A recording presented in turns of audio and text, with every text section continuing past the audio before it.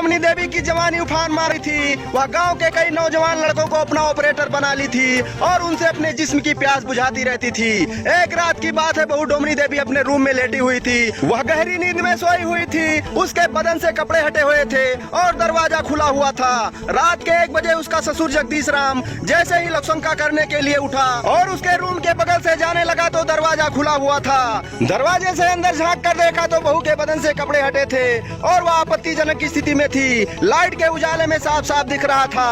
बहू को इस अवस्था में देखकर ससुर जगदीश राम के बुढ़ापे में जवानी फूटने लगी और वह बहू के रूम में पहुंच गया। बढ़ता बुढ़ापा और चढ़ता जोश की कहानी बिहार के अररिया से सामने आई है। ससुर जगदीश राम जैसे ही बहू के रूम में प्रवेश किया तो दरवाजा बंद कर लिया ताकि उसकी पत्नी रुक्मणी देवी आकर देख न ले, और दरवाजा बंद करने के बाद वह बहू के बगल जाकर लेट गया और बहू के साथ जैसे ही अवैध संबंध बनाने की कोशिश करने लगा तभी बहू जाग गई और ससुर को इस अवस्था में देखकर वह हैरान हो गई और कहने लगी, ससुर जी आप यहाँ क्या करने आए हो? वह कहने लगा, बहू आज तुम्हें इस अवस्था में देखकर मुझे बहुत प्यार आने लगा है। मैं तुम्हें प्यार करने के लिए आया हूँ। अगर तुम्हारी इजाजत हो तो कार्यक्रम प्रारंभ करूँ।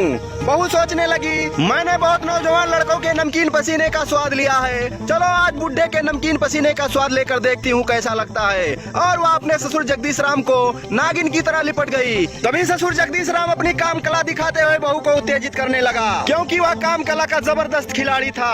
तभी बहू डोमनी की जवानी उफान मारने लगी और वह ससुर जगदीश राम के सीने से लग गई। फिर दोनों बंद कमरे में एक दूसरे के जिस्म की प्यास को बुझाने लगे।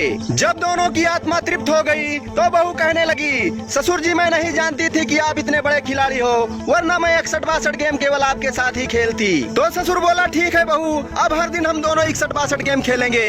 और इसी तरह ससुर और बहू के वह संबंधों का सिलसिला लगातार धड़ल्ले से चलने लगा। अब जगदीश राम अपने पत्नी रुक्मणी देवी पर ध्यान ही नहीं देता था और न उसके साथ संबंध बनाता था, तो उसे धीरे धीरे शक होने लगा और फिर वह उस पर नजर रखने लगी।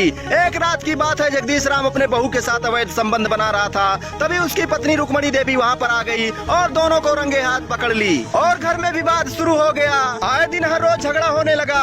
ससुर और बहू का मिलाप बंद हो गया, मगर बहू तो ससुर की दीवानी हो चुकी थी। उसे उसके नमकीन पसीने का स्वाद नहीं भूल रहा था और वह अपने सास को मारने के लिए एक प्लान बना ली। शुक्रवार की रात गांव में एक भोज कार्यक्रम था। जगदीश राम वहां भोजन करने गया था। रात के 11 बज रहे थे। तभी बहू ने सोती हुई सास को दबिया से गला रेत कर हत्या कर दी और आकर अपने रूम में लेट गई। जब उसका ससुर भोज करके जब घर आया तो वह भी अपने बहू के रूम में चला गया।